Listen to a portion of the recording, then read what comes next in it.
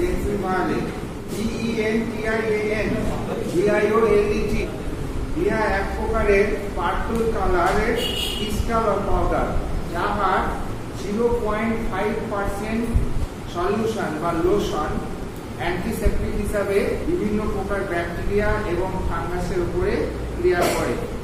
সেই জন্য এই লোশনটি বাহ্যিকভাবে নিম্নলিখিত ক্ষেত্রে ব্যবহৃত হয়। বলে 1 নম্বরে লেখো বয়েল, অ্যাসিড, কার্বনকল প্রভৃতি ইনফেকশনে এটি বাহ্যিকভাবে ব্যবহার করা যায়।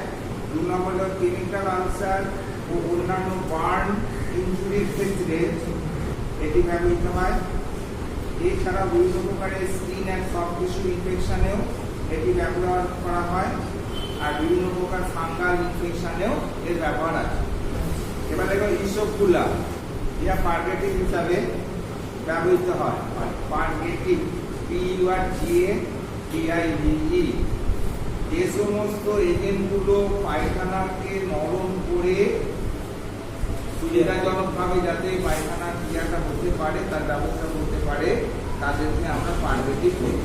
অর্থাৎ পায়খানা পরিষ্কার করার ঔষধ কে আমরা পার্গেটিভ বলি, এক কথা। ঠিক আছে, বুঝেছ? এবার দেখো, ইহা যখন জলে ভিজানো হয় তখন জল শোষণ করে ফুলে ওঠে এবং খড়খড়ে হয়ে যায়, যাহা পান করলে পেটের জিআই সিস্টেমের মধ্যে বা জিআই ট্র্যাকের মধ্যে হজম না হয়ে কাল ম্যাটারের সঙ্গে মিশে গিয়ে বাল্ব তৈরি করে। BULK bulb, FAECAL faecal, MATR যে মানে অপাচ্য খাদ্যবস্তু। হজমের পরবর্তী যে সমস্ত খাদ্যবস্তুগুলো জিআই ট্র্যাকের মেনলি কোলনের মধ্যে থাকে সেগুলোকে বলি আমরা ফিকাল ম্যাটার। ঠিক আছে, এর সঙ্গে মিশে গিয়ে বাল্ব তৈরি করে, বাল্ব মানে ন্যাপ যাকে বলে, DULK বাল্ব তৈরি করে, ফলে সহজে পায়খানা হয়ে যায়, ফলে সহজে পায়খানা হতে সাহায্য করে, এই কথা বললেও হবে। এবার কখন ব্যবহার করা হবে তার মানে হ্যাঁ ওটা পরে দেবো, মানে কোন কোন ইন্ডিকেশন, যেগুলো ইসবগুলার ইন্ডিকেশন বলো, ইয়েস, তখন বলে বিভিন্ন প্রকার কনস্টিপেশন, যেমন constipation during pregnancy, constipation of the heart patient, constipation of old people, constipation of pile and anal fissures patient, এতগুলো বলতে হবে। লেখো বিভিন্ন প্রকার কনস্টিপেশনে, যেমন constipation during pregnancy, 1 number point লেখো, constipation of a heart patient, constipation of old people, বয়স্কদের অনেক সময় পায়খানা করতে অসুবিধা হয়, আর constipation of piles and anal fissures patient, piles এবং অ্যানাল ফিসার্স রোগীদের কনস্টিপেশন দূর করতেও এই বিষয়গুলো ব্যবহার করা হয়। এবার খাবার নিয়ম, ইহা সাধারণের পাউডার হিসাবে পাওয়া যায়।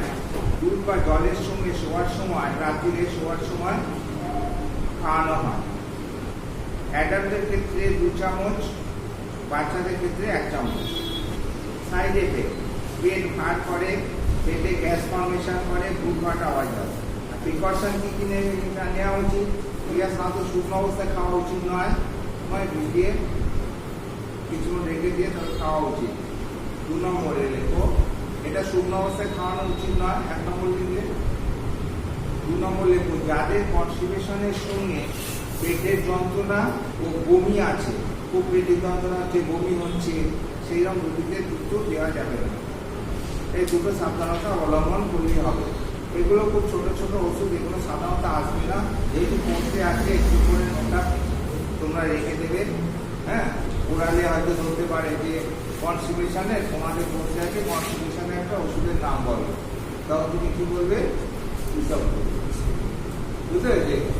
আর কিছু যদি এইসব বলে খাবার নিয়মটা বলো, তখন বলে রাত্রিরে শোয়ার সময় দুধে বা জলে ভিজিয়ে কিছুক্ষণ রেখে তারপরে অ্যাডাল্টদের ক্ষেত্রে 2 চামচ, বাচ্চাদের ক্ষেত্রে 1 চামচ হিসেবে খাবো, এইটুকুই চলবে। ঠিক আছে? আর যদি বলে যে এই সবগুলার দেওয়ার সময় কি কি প্রিকশন নেবে, তখন এইগুলো বলে দেবে যে শুকনো অবস্থায় এগুলো খাওয়ানো যাবে না, গলা একবার যেতে পারে, চতুর হতে পারে। আর এই সমস্ত রোগীদের কনস্টিপেশনের সঙ্গে বমি আছে, পেটে যন্ত্রণা আছে, তাদের ক্ষেত্রে এটা ইউজ করা যাবে। এই কতগুলো জিনিস ওরালে ধরতে পারে, রিডিংয়ে সাধারণত আসে। ম্যাগনেসিয়াম হাইড্রোক্সাইড ইহা এক প্রকার লোকাল অ্যান্টাসিড। লোকালি মানে ইন সিটু প্লেসে গিয়ে যেখানে অ্যাসিডটা হয়েছে, যেখানে অ্যাসিডটা জমা হয়েছে সেখানে লোকালে ডাইরেক্টলি গিয়ে অ্যাসিড আর বেস কি হয়, অ্যাসিড বেস লড়াই করে কি করে, নিউট্রালাইজ হয়ে যায়। তাহলে অ্যাসিডিটি ভাবটা কমে যায়, কমে গিয়ে নিউট্রাল হয়ে গেল, ফলে আরাম হয়ে গেল। That is local antacid. যেমন জেলুসিল, এমপিএস, ডাইজিসিন, এগুলো কি আছে? এই যে ম্যাগনেসিয়াম হাইড্রোক্সাইড কি actually it is an alkali. এই তো বাংলায় বললে ক্ষার, ইংরেজি বলে অ্যালকালি। ওখানে স্টমাকের মধ্যে যে অ্যাসিডটা সিক্রেশন হচ্ছে, আমরা ডাইরেক্টলি ক্ষার খাই নিচ্ছি, ওকে নিউট্রালাইজ করেছে। ফলে কি হয়, এরা টাইমিং আরাম দেয়, মানে যতক্ষণ অ্যাসিড ক্ষার কতক্ষণ লড়াই করবে, যতক্ষণ অ্যাসিডের সঙ্গে জুড়বে ততক্ষণ আবার নিউট্রালাইজ হয়ে গেল, আবার অ্যাসিড সিক্রেশন হলো, আবার জমা হলো, তখন কি হবে, আবার ক্ষার খেতে হবে। এরকম 3-4 ঘন্টার মধ্যে এরা রিলিজ দিতে পারে, লাইফ লং রিলিজ দিতে পারে না, ঠিক আছে? তো সেই জন্য এদেরকে বলছি আমরা লোকাল। ইহা স্টমাকে যে অ্যাসিড সিক্রেশন হয় তাকে নিউট্রালাইজ করে, ফলে স্টমাকের হাইপার অ্যাসিডিটির জন্য যে সমস্ত সমস্যাগুলো হয়, পেটের মধ্যে যে সমস্ত সমস্যাগুলো হয় বা শরীরে যে সমস্ত সমস্যাগুলো হয়, তারা কিছু সময়ের জন্য দূরীভূত হয়। এবার কিসে কিসে এটা ব্যবহার হয়, ওই হাইপার অ্যাসিডিটিতে ব্যবহৃত হয়। এবার হাইপার অ্যাসিডিটির জন্য যা যা হয়, স্টমাকে পেন হতে পারে, নসিয়া হতে পারে, হার্টবার্ন হতে পারে, ভ্যাকুনাল অ্যাবডোমেন হতে পারে, সাওয়ার ইরাপটেশন হতে পারে। এই সমস্ত সিমটমগুলো হবে, সেই সমস্ত সিমটম রিলিফ দেওয়ার জন্য ম্যাগনেসিয়াম হাইড্রোক্সাইড ইউজ করা হয়। এবার লেখো তোমার কতটা পরিমাণে ডোজ কতটা লাগে। এমজি হিসাবে 30 mg মতো ম্যাগনেসিয়াম হাইড্রোক্সাইড থাকে। লিকুইড প্রিপারেশন হতে পারে বা চুয়েবল ট্যাবলেট হতে পারে। 300 mg লেখো, each tablet content 300 mg magnesium hydroxide. Dose হচ্ছে দিনে 3 থেকে 4 বার দেওয়া যেতে পারে আফটার মিলিং। একটা করে ট্যাবলেট। এটা অ্যাকচুয়ালি কোনো নির্দিষ্ট নেই, অ্যাকচুয়ালি প্রয়োজন মতো এটা দিতে হবে। 10 to 20 ml লিকুইড প্রিপারেশন দিলে 10 থেকে 20 ml বেড টাইম, মানে প্রয়োজন মতো ব্যবহার করতে হবে, ঠিক আছে? সাইড এফেক্ট কি হয়, পেট ফেটে যায়, স্টমাকে ডিসকমফোর্ট হতে পারে, এই আর কিছু নেই, মেজর কোনো সাইড এফেক্ট নেই। হচ্ছে মেট্রোনিডাজোল। এবার হচ্ছে মেট্রোনিডাজোলটা একটা অ্যান্টিবায়োটিক, অ্যামি বা জিআরডিআর উপরে মেনলি কাজ করে, অ্যান্টি প্রোটোজোয়াল ওষুধ। মেট্রোনিডাজোল দেখো, ইয়া অ্যামিবা, জিয়ারডিয়া এবং টাইকোমোনাস এই সমস্ত জীবাণুর উপরে এই ঔষধটি ক্রিয়া করে এবং তাদেরকে মেরে ফেলতে পারে। অ্যান্টামিবা হিস্টোলাইটিকা, জিয়ারডিয়া ইন্টেস্টিনালিস আর টাইকোমোনাস ভ্যাজাইনালিস, এই 3 প্রকার জীবাণুগুলোকে এই ঔষধটি মেরে ফেলতে পারে, ঠিক আছে? সেই জন্য কিসে কিসে ব্যবহার করবে, ইন্ডিকেশন 1 নম্বর লেখো, অ্যামিবিক ডিসেন্ট্রিতে। অ্যামিবিক ডিসেন্ট্রিতে যেখানে আমাশা পায়খানা হয়, অ্যামিবিক ডিসেন্ট্রিতে আমাশার মতো পায়খানা হয়, তো পেটটা মুচড়ে ওঠে, তারপরে পায়খানায় যেতে হয়, অনেকটা কুচিয়াস পায়খানা হয় এবং পায়খানার সঙ্গে সাদা সাদা মিউকাস থাকে। এটাই তো অ্যান্টামিবা হিস্টোলাইটিকার সিমটম। এরকম ধরনের যদি সিমটম থাকে তখন আমরা মেট্রোনিডাজোল ব্যবহার করতে পারি। আর একটা হচ্ছে জিয়ারডিয়া, যেখানে ক্রনিক ডায়রিয়া সৃষ্টি করে। জিয়ারডিয়া ইন্টেস্টিনালিস একটা জীবাণু যেটা ক্রনিক ডায়রিয়া সৃষ্টি করে। জিয়ারডিয়া ইনফেকশনের ফলে ক্রনিক ডায়রিয়া হলে এটি ব্যবহৃত হয়। আর ট্রাইকোমোনাস ইনফেকশন দ্বারা যদি ভ্যাজাইনাইটিস হয় মহিলাদের ক্ষেত্রে, তখনও এই ওষুধটি ব্যবহার করা যেতে পারে, মেট্রোনিডাজোল। এছাড়াও আমাদের গাম এবং টিথ ইনফেকশনেও আমরা এটাকে এক্সটার্নাল এবং ইন্টারনাল দুটোভাবে ব্যবহার করতে পারি। জিঞ্জিভাইটিস হোক, ইনফ্লামেশন অফ গাম হোক, আলসার ইন দ্য গাম হোক, হ্যাঁ, দাঁতের গোড়ায় কোনো ইনফেকশন হোক, মুখে ওরাল কোনো ইনফেকশন হোক, সেক্ষেত্রে আমরা মেট্রোনিডাজোলকে ব্যবহার করতে পারি। সেক্ষেত্রে অয়েন্টমেন্ট হিসাবে যেটা দেওয়া হয় কেন লোশন পাওয়া যায়, মাউথ পেন্ট হিসাবে পাওয়া যায়, mouth paint metronidazole mouth paint পাওয়া যায়। এটা তো অয়েন্টমেন্ট আছে, আমি বলছি মুখের প্রিপারেশন তো খুব কম আমাদের হাতে, ঠিক আছে। কোটাইমক্সিজোলের আছে, মেট্রোনিডাজোলের আছে, মাউথের আলসারের উপরেও ব্যবহার হয়। সেটা দিকে এখন ইন্ডিকেশন একটুখানি কিভাবে পাওয়া যায় এবং কতটা পরিমাণে দেবো ডোজ। দেখো 200 mg আর 400 mg ট্যাবলেট হিসেবে পাওয়া যায়, আর 100 mg পার 5 ml সাসপেনশন হিসাবে পাওয়া যায়। তাদের জন্যই হোক, আমি যখন যেটা বড়দের কি আমি লিকুইড প্রিপারেশন ইউজ করতে পারি না, এটা কোনো লেখা আছে কোথাও, আমার ডোজটা মেনটেন করতে হবে, ঠিক আছে। সে যদি ট্যাবলেট খেতে না পারে, তার যদি 400 mg আমাকে ডোজটা মেনটেন করতে হয়, আমি তো দেখে দিচ্ছি 100 mg পর 5 ml, তাহলে তাকে 20 ml দেবো, তো 400 mg হয়ে গেল। তো ওটা এই নয় যে বাচ্চাদেরই দিতে হবে, বা এটা সুবিধা অসুবিধার ব্যাপার, আর কিছুই। এবার লিখবো ডোজের কিছু ভ্যারাইটি আছে, এক একটা ইনফেকশনে এক এক ধরনের, ঠিক আছে। আগে অ্যাডাল্টের ডোজ লিখবো। অ্যামিবিক ডিসেন্ট্রিতে 2 করে 400 mg ট্যাবলেট দিনে 3 বার 5 দিন খাওয়ানো হয়। ভ্যাজাইনাল ইনফেকশনে 400 mg ট্যাবলেট দিনে 2 বার করে 7 দিন।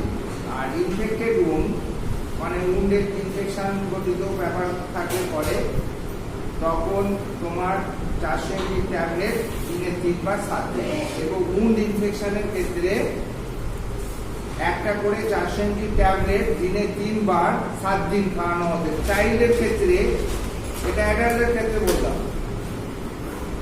বাচ্চাদের ক্ষেত্রে 1 থেকে 2 বছরের বাচ্চাদের 100 mg করে দিনে 3 বার 5 দিন খাওয়ানো হতে পারে। 2 থেকে 4 বছরের বাচ্চাদের 200 mg করে TDS in 5 days, 5 থেকে 12 400 mg করে দিনে 3 বার 5 দিন। সাইড এফেক্ট কি হতে পারে?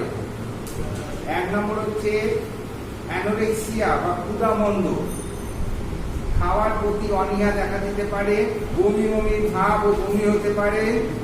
3 নম্বর মাথা যন্ত্রণা হতে পারে। 4 নম্বর মুখে মেটালিক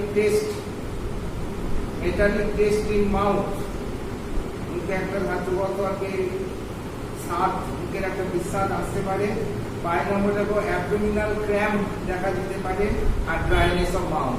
তার মেট্রোনিডাজোলের এই সব সাইড এফেক্ট গুলো 1, 2, 3, 4, 5টা হিসাবে লিখে দেবে। এবার লেখো প্রিকশন। এই ওষুধটি খালি পেটে ইউজ করা উচিত নয়। প্রেগনেন্সি এবং ল্যাকটেশনের সময় এটি দেওয়া উচিত নয়। এই ওষুধ চলাকালীন অ্যালকোহল ড্রিঙ্ক বা ওই জাতীয় নেশা করা চলবে না। আর ভ্যাজাইনাল ইনফেকশনের সময় সেক্সুয়াল ইন্টারকোর্স বন্ধ করে দিতে হবে এবং মেল পার্টনারেরও একসাথে চিকিৎসা করতে হবে। নিওমাইসিন এবং ব্যাসিট্রাসিন, এই দুটি অ্যান্টিবায়োটিকের মিশ্রণে এই মলমটি তৈরি করা হয়, যাহা হয়েছে বিভিন্ন প্রকার ব্যাকটেরিয়ার উপরে ক্রিয়া করে এবং তাদেরকে মেরে ফেলতে পারে। সেই জন্য এই ঔষধটি বিভিন্ন প্রকারের স্কিনের infection, infected ulcer, wound, abrasion, boil,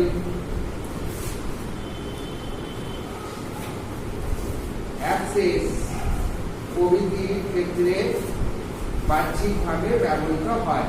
fungal ইনফেকশনের উপরে কোনো ক্রিয়া নেই, ফাঙ্গাসের উপরে এই মলমটি কোনো ক্রিয়া করে না।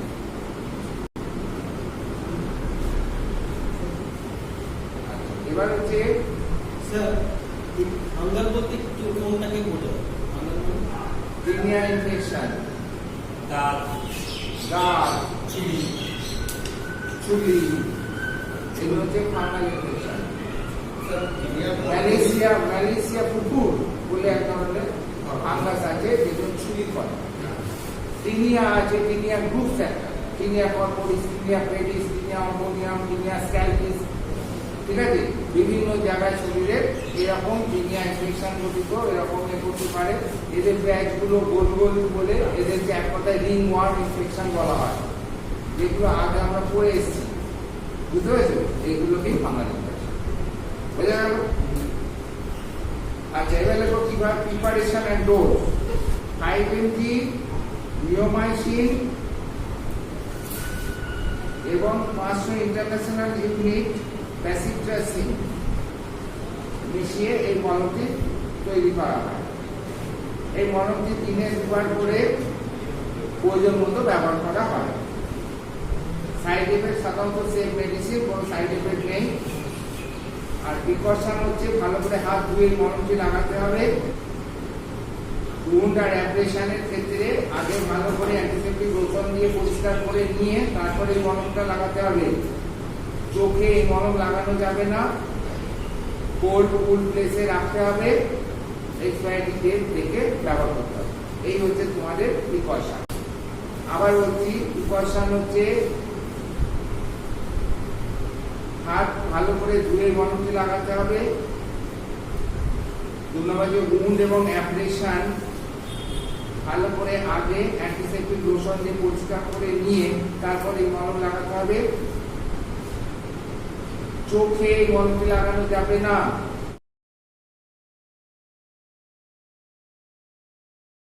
আর বাকিগুলো তো যেমন অন্যান্য ওষুধ হয়েছে কুল ড্রাই প্লেসে রাখবে, এক্সপায়ারি ডেট দেখে করবে, বাচ্চা থেকে দূরে রাখবে।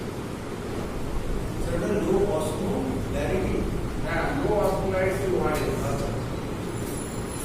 এই ওয়ারেসটাই এখন তোমার ওয়ার্ল্ড অর্গানাইজেশন দ্বারা রেকমেন্ডেড করা হয়েছে। একটা কমন প্ল্যাটফর্মে এটাকে বানানো হয়েছে, ঠিক আছে?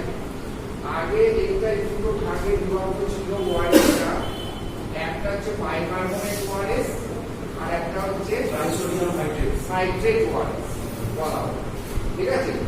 ওই দুটোর আলাদা করে তোমাদের কম্পিটিশন জেনে রাখতে হবে, পরীক্ষার সময় দিতে পারবে। আর এটা হচ্ছে এখন ইন্টারন্যাশনাল এই সিস্টেমে ওয়ারেসের প্যাকেটগুলো তৈরি হচ্ছে। 2.6 গ্রাম আর 2.9 গ্রাম। 2.6, 2.9, 1.5 এইখানে রেস্টো যেগুলোতে আইপি কথাটা দেওয়া আছে। নিয়ম কি ওয়ারেস খাওয়ার নিয়ম কি?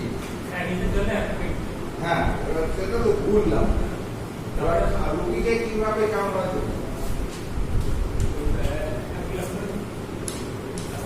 একাদের ক্ষেত্রে প্রতিবার পায়খানার পরে 1 গ্লাস করে, আর বাচ্চাদের ক্ষেত্রে প্রতিবার পায়খানা করার পর 1 কাপ করে, মানে 60 ml। 60 নয়, 120 ml 1 cup.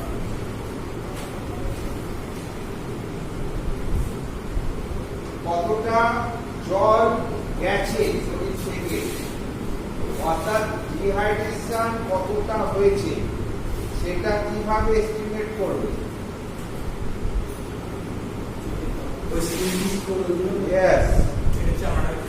Sunken eye, dryness of mouth, dryness of mouth, dryness of tongue, dryness of tongue, dry skin, তার সঙ্গে dizziness, Dizziness, তার সঙ্গে আপনার skin itch test, আর skin itch। skin itching করলে এইগুলো দেখে আমরা মোটামুটি একটা আইডিয়া পেতে পারি, ঠিক আছে? এই অনুযায়ী আমরা মাইল্ড, মডারেট এবং সিভিয়ার এই তিনটে ক্যাটাগরিতে ডিহাইড্রেশনকে ভাগ করতে পারি। স্যার প্রথম যেটা ডেক্সট্রোজ বলুন ওটা কি স্যার লেটেস্ট? হ্যাঁ, এটাই ইন্টারন্যাশনাল এখন ওয়ারেস তৈরি হচ্ছে, ওয়ার্ল্ড অর্গানাইজেশন রেকমেন্ডেশন। এগুলো তো পুরোনো, সাইট্রেট, বাইকার্বনেট, এগুলো তো ওল্ড, এগুলো আর এখন আর দেখতে পাবো না। এখন সব লো অসমোলারিটি ওয়ারেস, এখন যে পরিবর্তে প্রিবায়োটিক প্রোবায়োটিক কেসে গেছে। হ্যাঁ, আরো নতুন প্রিবায়োটিক প্রোবায়োটিকটা অন্য জিনিস করে যাচ্ছে। এগুলো ধরো সিনথেটিক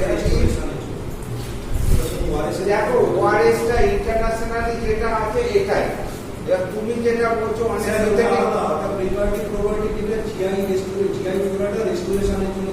বলছি তো, সেগুলোর ক্ষেত্র আলাদা। জেনারেল ওয়ারেস সেই জিনিস নয়, বুঝতে পেরেছো? এছাড়া তোমার এরকম প্রিপারেশন অনেক অনেক পাবে, ওগুলোতে আমাদের দেনা নেই। আমাদের এখন এখানে যেটা দরকার সেটা হচ্ছে কমন ওয়ার্ডে, যেটা আমরা দেখতে ইউজ করি, ইন্টারন্যাশনাল ইউজ করি অনলি ফর ডিহাইড্রেশন। ঠিক আছে?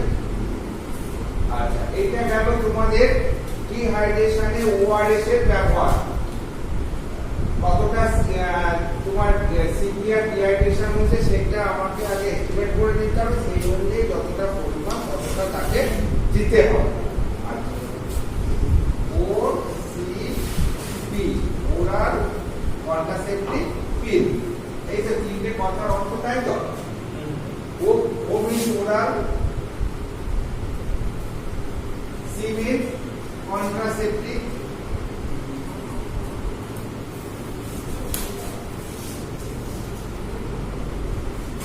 আর হচ্ছে পিল। এই যে কন্ট্রাসেপটিভ এর মানে হচ্ছে প্রিভেনশন অফ প্রেগন্যান্সি। কিভাবে করে প্রেগন্যান্সি প্রিভেন্ট? মেন প্রেগন্যান্সি কেন হয়? একটা ওভাম একটা স্পার্ম মিলন হলে পরে একটা জাইগোট তৈরি হয়, ফার্টিলাইজেশন। স্পার্ম আর ওভামের মিলনটা হলো ফার্টিলাইজেশন। ফার্টিলাইজেশনের পরে কনসেপশন, মানে হচ্ছে একটা জাইগোট। সেই জাইগোটটা এবার নিউক্লিয়াসের মধ্যে বড় হয়ে একটা এমব্রায়ো তৈরি করে, সেখান থেকে একটা বাচ্চা সৃষ্টি হয়। না, নিউক্লিয়াসের মধ্যে হচ্ছে এই ঘটনাটা। এই ঘটনাটা ফ্যালোপিয়ান টিউবের। অনেক ফার্টিলাইজেশন ফ্যালোপিয়ান টিউবের যে সবচেয়ে মোটা অংশ অ্যাম্পুলা, এই হচ্ছে ফ্যালোপিয়ান টিউব। এখানে যে চওড়া অংশটাকে বলছি আমরা অ্যাম্পুলা। এই ফ্যালোপিয়ান টিউবের এখানে একটা ওপেনিং আছে, দ্যাট ইজ পেলভিক অস্ট্রিয়াম। ঠিক আছে? এই পেলভিক অস্ট্রিয়ামকে দিয়ে কতগুলো আঙুলের মধ্যে এরকম প্রজেকশন থাকে, দ্যাট ইজ পিম্পলিয়াম। এটাকে বলি আমরা পিম্পলিয়াম। এখানে একটা লিগামেন্ট থাকে, ওভারিয়ান লিগামেন্ট। এই ওভারিটা এখানে আটকে থাকে, এরা এই তোর দিয়ে তুলে অবস্থান করে। এর ভেতরে একটা ম্যাচিওর ওভাম পাস হয়ে বাইরে বেরিয়ে আসে। এই যে ম্যাচিওর ওভামটা তৈরি হচ্ছে, যে পদ্ধতিতে তৈরি হয় তাকে আমরা বলি ওজেনেসিস। তাকে বলি আমরা ওজেনেসিস। এইখানে অ্যাকচুয়ালি একটা ওভাম বেরিয়ে এলো। Ovum actually it is secondary side model. ঠিক আছে? এই ওভামটা যে পদ্ধতিতে ওভারি থেকে বেরিয়ে এলো তাকে বলছি আমরা ওভিউশন। বুঝতে পেরেছো? যে পদ্ধতিতে এটা ম্যাচিওর হলো ওভামটা, দ্যাট ইজ ওজেনেসিস। অর্থাৎ একটা প্রাইমোর্ডিয়াল জার্ম সেল থেকে ওটা ডিভাইড হয়ে under the influence of hormone, pituitary hormone, ওটা বড় হলো। ঠিক আছে? বড় হয়ে এখান থেকে এটা বেরিয়ে এলো, পাস করে যে পদ্ধতিতে পাস করে বেরিয়ে এলো, দ্যাট ইজ ওভুলেশন। এই ওভুলেশনের পরে যখনই ওভুলেশন হয়ে ইন্দ্রিয়তে একটা কেমোট্যাকটিক আকর্ষণ আছে, তারপরে এই ওভামটা এই পেলভিক অস্ট্রিয়ামে ঢুকে এইখানে পারসিস্ট করবে। It is the most dilated portion of the fallopian tube, ampulla. It is called ampulla.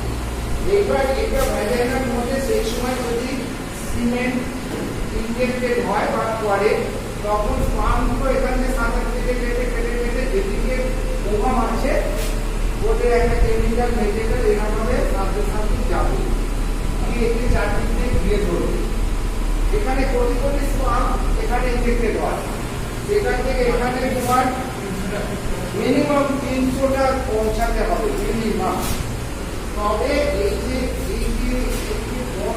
Tough membrane, ওখানে ঘিরে আছে এখানে ফিমেল কোনিউক্লিয়াস, এটা টাফ মেমব্রেন, একে বলা আছে জোনা পেলুসিডা, জোনা পেলুসিডা। এর ভেতরে একটা মেমব্রেন কনফ্লাসিং মেমব্রেন আছে, এটা ভাইটালাইন মেমব্রেন।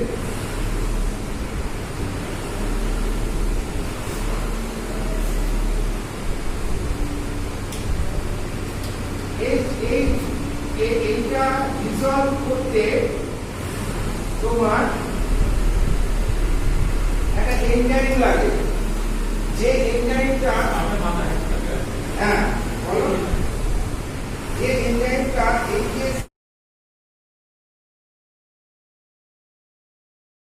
মাথা হেড, হেডের যে ক্যাপ আছে অ্যাক্টোমিয়ান ক্যাপ বলা হয়, সেই অ্যাক্টোমিয়ান ক্যাপ থেকে বেরোয়।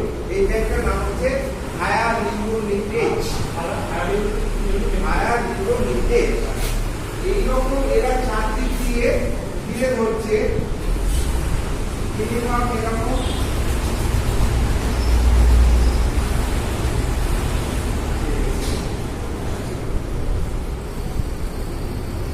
চারদিকে 300টার মতো স্পার্ম ঘিরে ধরছে। আর এদের এই যে স্পার্মের যে অ্যাক্টোমিয়ান ক্যাপ, এখান থেকে ওই এনজাইমটা বেরোচ্ছে, 300 জনের মিলিত এনজাইমে এইটা তৈরি হয়। কিন্তু যে সবচেয়ে উইকেস্ট পোরশন যার সামনে আসবে, সেটা যে অ্যাকচুয়ালি যে প্রথম এই ভাইটালাইন মেমব্রেন টাচ করবে, এই গুলি ছোঁয়ার মতো খেলা।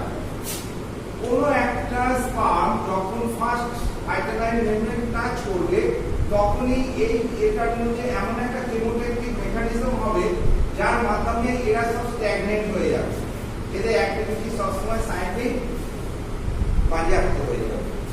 তখন কি হবে, এইটা একটাই মাত্র স্পার্ম এখানে ঢুকে সব শেষ হয়ে যাবে, মেল কোনিউক্লিয়াস, ফিমেল কোনিউক্লিয়াস মেল নিউক্লিয়াস যুক্ত হবে হয়ে একটা জাইগোট তৈরি হবে।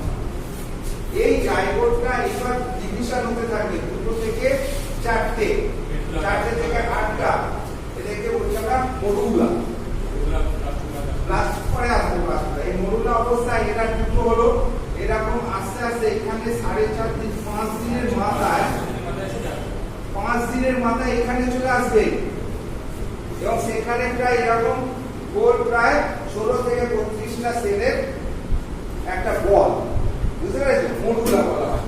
মরুলা অবশ্যই আসবে, এসে অ্যান্টেরিয়র ওয়াল নালে পোস্টার ওয়াল যে কোনো একটা ওয়ালে এরা গাঁথবে।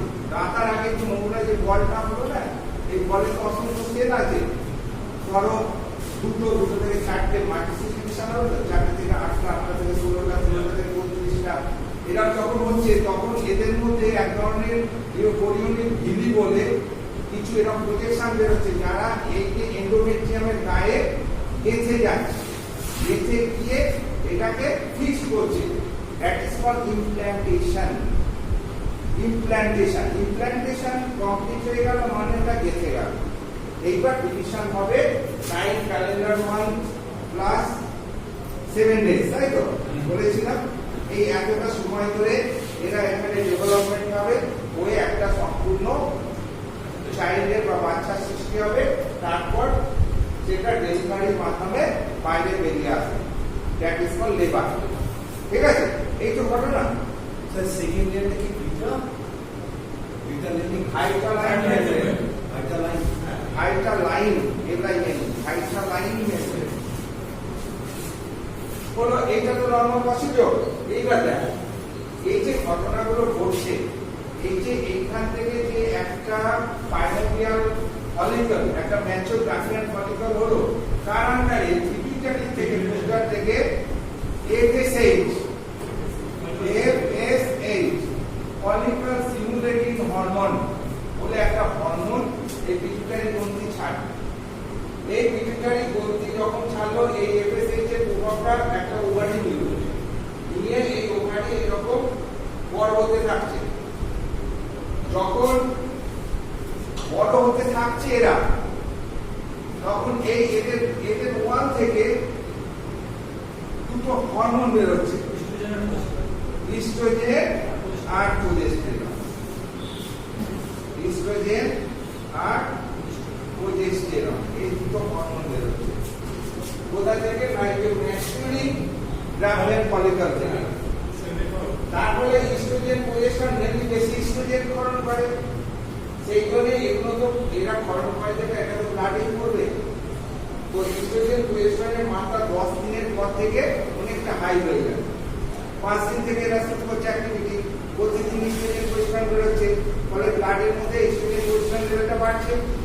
যখন 13 দিনের মাথায় 13 দিন কি 14 দিনের মাথায় ম্যাক্সিমাম হয়ে যায়, তখন পিটুইটারি একাশিও তো রক্তটা যাচ্ছে, পিটুইটারি যখন দেখছে চাষরা এত ইস্ট্রোজেন প্রোজেস্টেরন, তখন পিটুইটারি এফএসএইচ হরমোনটা হরমোন বন্ধ করে দিয়ে এনএইচ বলে একটা হরমোন বাড়ায়। এইবার যেহেতু এফএসএইচ এর ইনফ্লুয়েন্সে বড় হচ্ছে আর হঠাৎ করে এনএইচ ছাড়ছিল, তার ফলে এটা বাস্ট হয়ে যায়, ফলে ন্যাচুরাল ওখানটা বাইরে বেরিয়ে যায়। বুঝতে পেরেছো? তারপরে এটা তার মানে এখানে যখন ম্যাক্সিমাম পৌঁছালো, তখন এখানে এনএইচ কি করবে? এই যে খোলটা ওখানটা বেরিয়ে যাওয়ার পর যে খোলটা, একে একটা গ্ল্যান্ডে পরিণত করে দেবে, that is corpus luteum. Corpus luteum, corpus luteum তারপরে ইস্ট্রোজেন প্রোজেস্টেরন সাপোর্টটা দিতে থাকে। এবার ঘটনা হচ্ছে ইস্ট্রোজেন প্রোজেস্টেরন সাপোর্টটা কেন ইউটেরাসে দিচ্ছে? ওই ইউটেরাসের ব্লাডটা জমা হয় না। হ্যাঁ, মানে না, মানে হচ্ছে গেস্টকে রিসেপশন করার জন্য। একটা যে গেস্ট আসবে তাকে তো রিসেপশন করতে হবে, রিসেপশন মানে তো শুধু তাই না, তার থাকার জায়গা, তার খাওয়ার ব্যবস্থা করা, এগুলো তো আমাকে করতে হবে আগে থেকে, যেহেতু গেস্ট আসছে। সেই জন্য এই ইউটেরাস প্রিপেয়ার হতে থাকে। যদি এখানে ফার্টিলাইজেশন হয়, ফলে একটা নিউ গেস্টের আবির্ভাব হবে, সেই গেস্টকে তাকে থাকতে পড়তে দিতে হবে, সেই জন্য প্রিপেয়ার হতে থাকে। সেই এন্ডোমেট্রিয়াম গুলো খাদ্য সঞ্চয় করতে থাকে, রক্ত সঞ্চয় করতে থাকে, করে মোটা হতে থাকে, সেই জন্য মোটা হচ্ছে। তাদের ইনফ্লুয়েন্সে under the influence of estrogen আর প্রোজেস্টেরন। এবার এই ইস্ট্রোজেন প্রোজেস্টেরন কতদিন বেরোবে? এই কর্পাস লুটিয়াম যতক্ষণ পারসিস্ট করবে, ঠিক আছে। কিন্তু ঘটনা কি হলো, এইখানে ফার্টিলাইজেশন হলো না, তখন কি হবে? কর্পাস লুটিয়াম 26 দিনের মাথায় ডিজেনারেট করবে, মানে অবলুপ্ত হয়ে যাবে। ফলে যে ইস্ট্রোজেন প্রোজেস্টেরন সাপোর্টটা দিচ্ছিল ইউটেরাসের মধ্যে, সেটা দেবে না, ফলে এন্ডোমেট্রিয়ামটা ভেঙে পড়ে যাবে, তখন মেনস্ট্রুয়েশন যাবে। এইরকম প্রতি 28 দিন অন্তর অন্তর মেয়েদের 3 থেকে 4 দিন 5 দিন এইরকম মেনস্ট্রুয়েশনের মাধ্যমে ব্লিডিং হয়ে যায়। কিন্তু এইটা যদি এখানে প্রেগন্যান্সি, এখানে যদি ফার্টিলাইজেশন হতো, তাহলে 2.5 মাস, কর্পাস লুটিয়াম তখন 26 দিনের ডিজেনারেট করতো না, 2.5 মাস তখনই আরো ডেভেলপ করতো এবং ইস্ট্রোজেন প্রোজেস্টেরন সাপোর্টটা দিয়ে দিত, ফলে এটা ভেঙে পড়তো না, ফলে মেনস্ট্রুয়েশন হতো। সেই জন্য প্রেগন্যান্সি বলে দেখতে গেলে ফার্স্ট সাইন সিম্পটমের মধ্যে কি হচ্ছে? অ্যামনোরিয়া, অর্থাৎ মেনস্ট্রুয়েশন বন্ধ। ফার্স্ট সিম্পটম হচ্ছে মেনস্ট্রুয়েশন, ডাক্তারের কাছে যাচ্ছে, ডাক্তারও আমার পিরিয়ডটা অফ হয়ে গেছে, বুঝতে পেরেছো? তার সঙ্গে মর্নিং সিকনেস, তার সঙ্গে মর্নিং সিকনেস, অর্থাৎ ঘুম থেকে উঠলে মাথা ঘুরে যাচ্ছে, বমি বমি ভাব পাচ্ছে, বমি হচ্ছে, গাটা জিনিস হচ্ছে, একটুতে হাঁপিয়ে যাচ্ছি, সিঁড়িতে উঠতে গেলে হাঁপিয়ে যাচ্ছি, নহল একটা পেছনে লেগ আসছে, বুকের ব্রেস্ট গুলোতে কেমন যেন একটু পিন ফোটার মধ্যে একটা হেভিনেস সেন্সেশন আসছে, এরকম টাইপের একটা সিমটম ওই সময় মেয়েরা অনুভব করে। সেগুলোকে আমরা বলছি ওই মানে প্রেগনেন্সি সিমটম, ঠিক আছে। তো এইবার আমি এতটা কথা বললাম কেন স্যার? না কি বলতে গিয়ে এবার ওসিডির কাজ কি হচ্ছে না, এইটা বুঝলে পরে পরিষ্কার হয়ে যাবে। এইখানে ইস্ট্রোজেন প্রোজেস্টেরন ওখানে ছাড়ছে, তারপরে তোমার ছাড়ছে, কর্পাস লুটিয়াম ছাড়ছে, সেই দিকে পিটুইটারি FSH আর LH ছাড়বে কি ছাড়বে না ডিপেন্ড করছে। ভালো করে বলুন। এইবার ধরো একটা পিরিয়ড হয়ে গেল 4 দিন, পিরিয়ড হবে 5 দিন, 5 দিনের মাথায় পিরিয়ডের সুইচ অন হবে 6-7 দিনের মাথায়।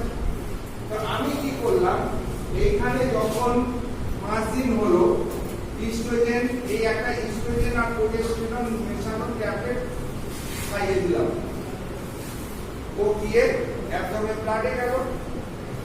তারপরে দিন আর একটা খাইয়ে দিলাম, ব্লাডে গেল। সেই ব্লাডই তো পিটুইটারি সামনে দিয়ে যাচ্ছে, পিটুইটারি সেবা সাদা খেয়ে গেল। পিটুইটারি কখন সুইচ অন হয়? একটা ইস্ট্রোজেন প্রোজেস্টেরন লেভেলটা যখন ক্রুশিয়াল লেভেলে যায় 5 দিনের মাথায় 6 দিনের মাথায়, তখন সুইচ অন হয়ে যায়, তখন FSH অন করতে থাকে। এখানে কি হচ্ছে, আমি বাইরে থেকে তো খাওয়াচ্ছি, পিটুইটারি জানে না কোথা থেকে ওভারি ছাড়ছে না এ ছাড়ছে, ওরা ব্লাডের ইন্ডিকেশন অনুযায়ী কাজ করে।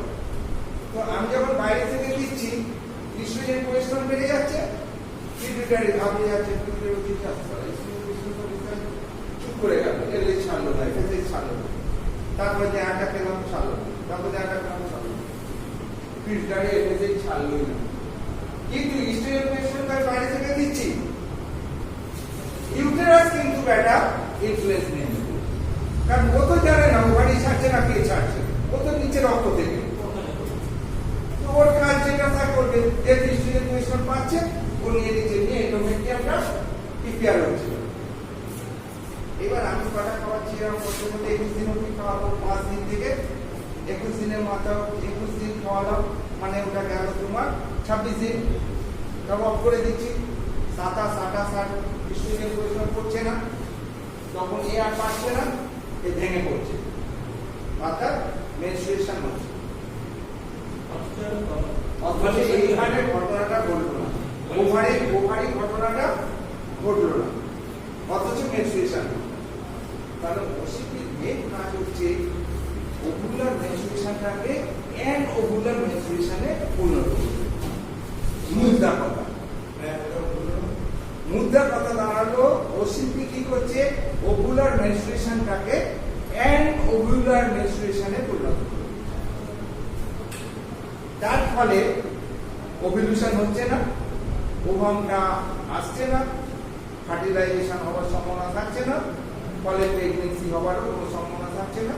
তার মানে আমরা প্রেগনেন্সি প্রিভেন্ট করার জন্য এইভাবে ওসিপির মেন ফাংশনই হচ্ছে ওভুলার মেনস্ট্রুয়েশনকে অ্যানওভুলার মেনস্ট্রুয়েশনে পরিণত করে প্রেগনেন্সিকে প্রিভেন্ট করা।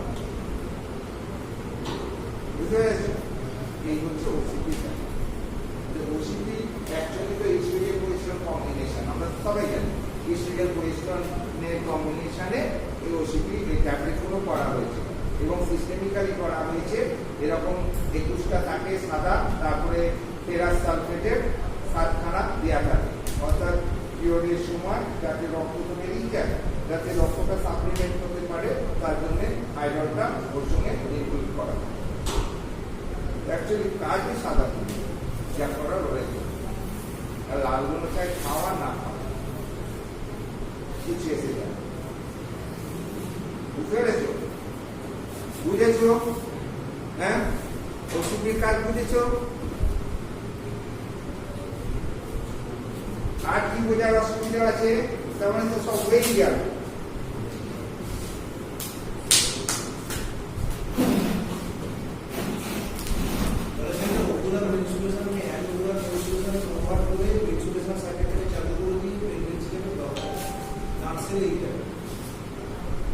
পিরিয়ডই রইল, শুধু ওই 14 দিনের মাথায় যে ওভুলেশনটা হতো ওটা ঘটলো না।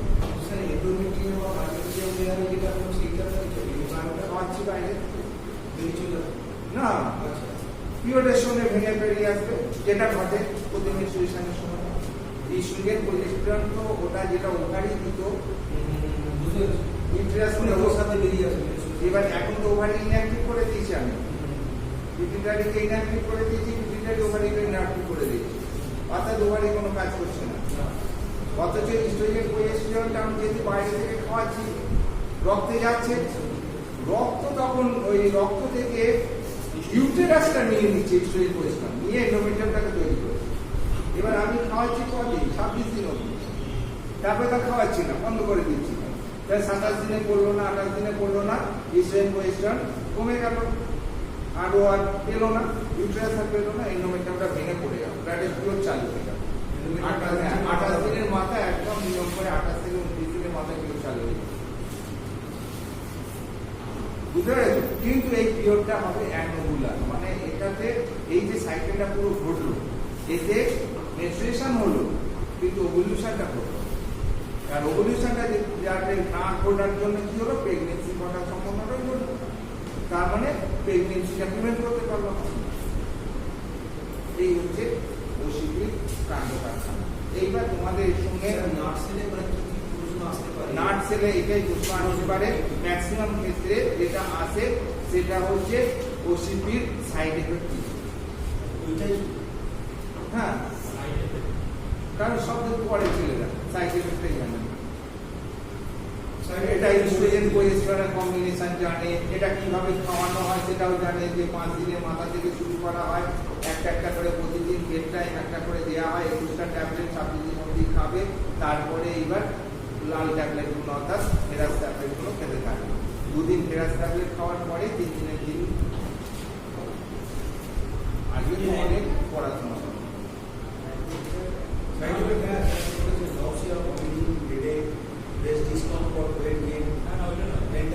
হয়তো দেওয়া উচিত, তার সাথে ওটাই সাইড